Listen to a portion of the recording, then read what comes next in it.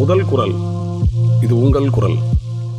முதல் குரல் நேயர்களுக்கு வணக்கம். இன்றைய தினம் தமிழ்நாடு அரசு தமிழ்நாடு முதலமைச்சர் விஜய் அவர்களுக்கு ஒரு ஆலோசகரை நியமித்திருக்கிறது.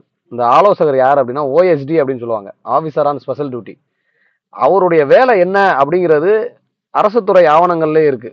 என்ன போட்டிருக்காங்க அப்படின்னா, to provide expert assistance to handle sensitive tasks or facilitate political coordination for CM. அதாவது எந்தவித பின்புலமும் இல்லாத, படிப்பறிவும் இல்லாத, சம்பந்தப்பட்ட துறை அனுபவமும் இல்லாத இவரை திடீர்னு கொண்டு வந்து இப்படி நியமிக்கிறதுக்கான காரணம் என்ன? முதல் கேள்வி. இரண்டாவது கேள்வி, கடந்த திமுக அரசு என்ன பண்ணுது அப்படின்னா, 2021 ஆலோசனைகளுக்கு சில பேரை நியமிச்சது. பொருளாதார ஆலோசனை குழு, அதுபோக வந்து சுற்றுச்சூழலுக்கு ஒரு குழு போட்டுது.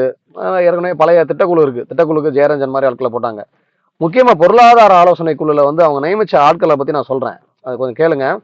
அந்த பொருளாதார ஆலோசனை குழுல ரகுராம் ராஜன், அதாவது முன்னாள் ஆர்பிஐ கவர்னர்.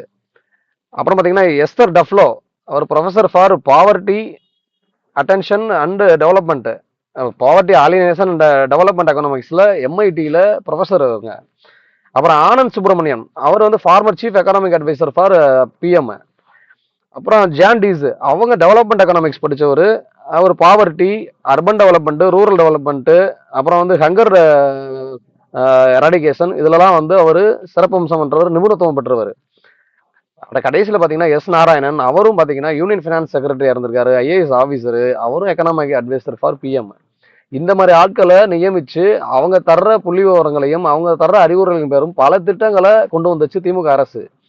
இல்லம் தேடி கல்வி ஆகட்டும், அப்புறம் பார்த்தீங்கன்னா மக்கள் தேடி மருத்துவம் ஆகட்டும், கொரோனா கால பேரிடர்ல இருந்து எப்படிடா மீள்றதுக்கு அப்படின்னு சொல்லி நிதிச்சுமையிலையும் பணிச்சுமையிலும் இருந்த அரசாங்கம் இவங்கள மாதிரி ஆட்களை கொண்டு வந்து அவங்க அட்வைஸ்மெண்ட் பேர்ல அரசு இயங்குறதுக்கான பல வழிகளை, முன்னேற்றங்களை கண்டுச்சு.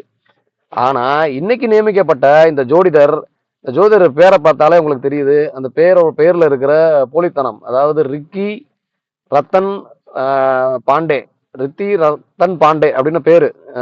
என்ன பேருன்னு தெரியல இது. ஆனா அலையஸ் வெற்றிவேல் அப்படின்னு போட்டிருக்காங்க. வெற்றிவேலும் உண்மையான பேர் இல்லை.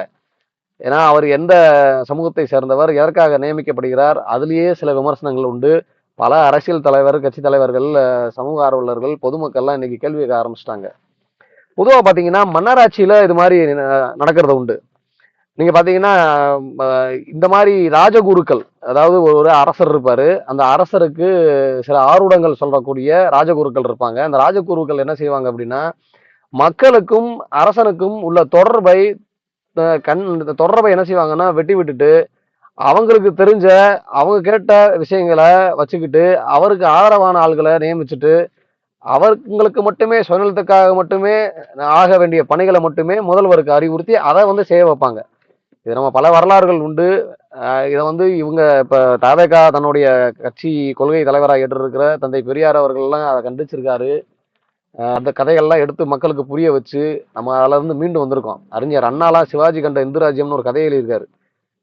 சிவாஜியோடைய வரலாறுலாம் பார்த்தீங்கன்னா, அவர் வந்து அவர் வந்து மக்களால் தேர்ந்தெடுக்கப்பட்டாலும், மக்களால் ஏகோபத்தி ஆதரவு பெற்ற மன்னனாக இருந்தாலும் கூட வந்து அரசுக்கு அவரை வந்து முடிசூட்டுறதுக்கு அழைக்கல. அங்க இருந்த ஜோதிடர்கள், குறிப்பா பார்ப்பனர்கள் வந்து அவங்களை அனுமதிக்கல.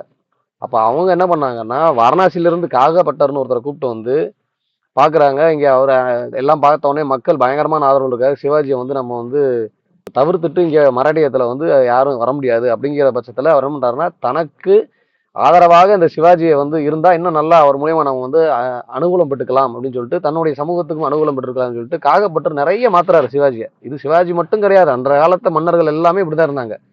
ஆனா தாவேகா தன்னுடைய பிரச்சாரத்துல அனுதினமும் என்ன சொல்லி வாக்கு கேட்டுச்சுன்னா, மன்னராட்சியை ஒழிப்போம் சொல்லி வாக்கு கேட்டுச்சு. இன்றைய ஜனநாயகத்துல மன்னராட்சியெல்லாம் எங்கேயுமே கிடையாது. யார் ஒருவர் ஆட்சி செய்ய வந்தாலும் சரி, இல்ல ஒரு நார்மலாக ஒரு சட்டமன்ற தொகுதியில வேட்பாளராக நிற்கணும்னாலும் சரி, அவர் வந்து மக்களால் தேர்ந்தெடுக்கப்பட்டவராக தான் இருக்க முடியும். அனுதினமும் மக்கள்கிட்ட போய் பார்த்து ஒவ்வொரு மக்களும் வாக்கு செலுத்தி அதன் மூலயமா தான் அவர் வந்து எப்படி பார்த்தோம்னா, அதோ அவர் சிஎம் ஆகவோ இல்ல அமைச்சராகவோ ஆக முடியுமே தவிர்த்து தனிப்பட்ட முறையில ஒருத்தரை நியமிக்க முடியாது. ஆனா அந்த காலத்துல மன்னர் ஆட்சியில இந்த மாதிரி ஜோதிடர்களை நியமிச்ச வரலாறு உண்டு. அவங்களுக்கு எந்த வித தகுதியும் இல்ல. ஆனா என்ன தகுதி இருக்கும் அப்படின்னா, இந்த மாதிரி ஆருடம் சொல்லக்கூடிய தகுதி. ஆருடம் சொல்லக்கூடிய ஆட்கள்லாம் யாரா இருப்பாங்கன்னு நான் உங்களுடைய கவனத்துக்கு விட்டுறேன். ஸோ இது மாதிரி இன்னைக்கு இவரை நியமிச்சவர் நாளைக்கு என்ன மாதிரி பணிகளை அவர் மேற்கொள்வாரு அப்படிங்கிறப்ப நமக்கு இன்னும் விமர்சனம் இருக்கு. இது நாளைக்கு இவருடைய ஆட்சிக்கே ஆபத்து ஏற்படலாம். எப்படி சிவாஜிக்கு வந்து காகப்பட்டவர் வந்து முதல் ஆதரவு கொடுத்து பின்னாடி அவர் முதுகுல குத்துனாரோ, அதே மாதிரி இந்த மாதிரி ஆட்களை வந்து ஒரு அரசாங்கத்துல அறிவுரை சொல்ற இடத்துலயோ, நேரடியா அரசாங்க பதவிகளை நியமிக்கிறத வந்து மிக மிக ஆபத்து. நாளைக்கு என்ன நடக்கும் நமக்கு தெரியாது. நாளைக்கு காலையில வந்து சிஎம் வந்து வெளியில வரும்போது இந்த நேரத்துக்கு வெளியில வரணும். வடக்குல சூலம், தெற்குல வந்து சனி. இன்னைக்கு வெளியில போனா ஆவாது, நல்ல நேரம் கெட்ட நேரம் இப்படி பார்த்து யார் யார்ட்டெல்லாம் பேசணும், யார் யார்கிட்ட பேசக்கூடாது, பெண்கள்கிட்ட பேசணும், ஆண்கள்கிட்ட பேசக்கூடாது, இந்த சமூகத்தை சேர்ந்தவர்கிட்ட பேசணும், இந்த சமூகத்தை நெருங்க விடக்கூடாது. இந்த மாதிரி அறிவுரைகள் இன்னைக்கு வந்து உதயநிதி எதிர்க்கட்சி தலைவர் உதயநிதி சொன்ன மாதிரி என்ன நடக்கும் அப்படின்னா, அவர் சனாதனத்தை வேறொருப்போம் சொல்லிட்டு இருக்காரு. இவர் சனாதனத்தை வளர்க்கிற வேலையை பார்க்குறாரு. நாளைக்கு இதெல்லாம் நடக்கக்கூடாதுங்கிறதுக்காக தான் முன்னக்கூட்டியே வந்து எச்சரிக்கை இருக்கிறாரு உதயநிதி.